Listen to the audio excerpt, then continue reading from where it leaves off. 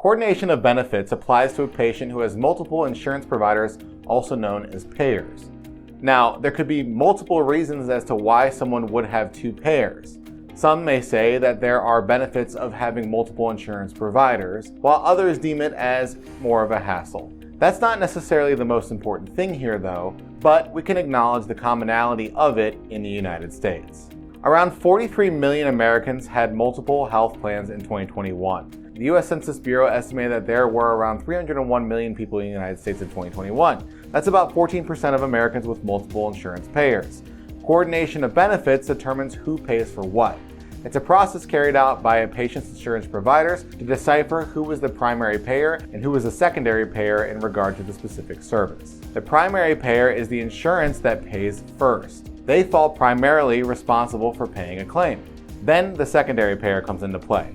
The secondary payer will pay up in the case that the primary payer is unable to cover the costs. Think of it as this: a primary payer is standing on the front lines while the secondary payer comes in for the backup.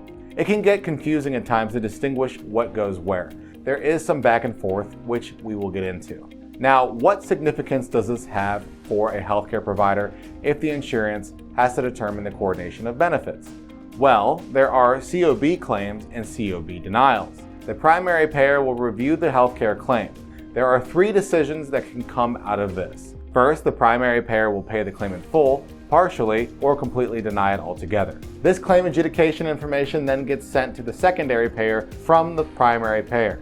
This can become quite a long and complicated process because the payers are trying to clarify who is said responsible for paying or covering what. What can come out of this long and complicated process, you might ask yourself?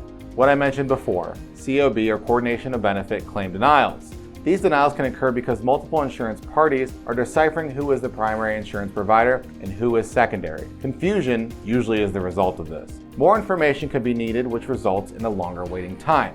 What can you do as a healthcare provider to try and avoid this from happening? If a claim includes a coding or misspelling error, it's going to be denied by an insurance carrier. Now, all a denial does for you is delay your payment. The claims process goes on hold because of manual reviews, revisions, and resubmissions. Prevent coding error delays by implementing coding checks. Detecting errors up front before they are submitted eliminates the likelihood of receiving a claim denial.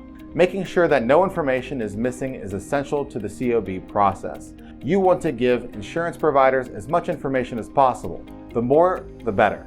When insurance providers understand the situation at hand, it allows them to make a more conclusive decision as to who is the primary payer and who is the secondary payer.